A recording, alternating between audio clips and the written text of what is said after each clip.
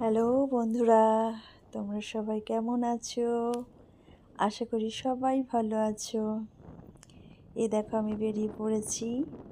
শীতকাল মানেই পিকনিক, আর পিকনিকের জন্য আমি আমার ফ্যামিলির সমেত বেরিয়ে পড়েছি।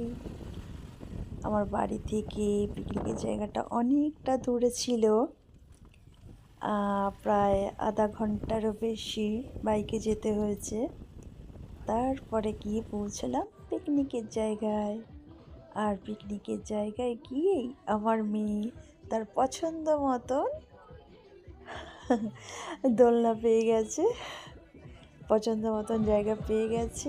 ছুটোছুটি হুড়োহুড়ি লাফালাফি সারা দিন চললো। একদম ফাঁকা জায়গা, খেলার সাথী।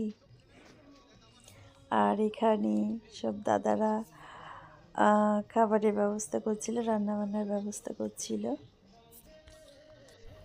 রান্নার মেনুগুলো তোমাদের সাথে শেয়ার করতে পারলাম না যদিও বা। আর সব দাদারা খুব সুন্দর রান্না করেছিল, ভীষণ সুন্দর হয়েছিল। আর এখানে চলছে দেখো, কাবাব তৈরি হচ্ছে। কার কার ভালো লাগে জানাবে কিন্তু এই জিনিসটা। হ্যাঁ, আমার তো ভীষণ ভালো লাগে, আমার পছন্দের একটা জিনিস। তোমাদের কার কার পছন্দ অবশ্যই জানাবে। সবাই কাজে ভীষণ ব্যস্ত ছিল, আর আমরা মেয়েরা সব ফ্রি ছিলাম।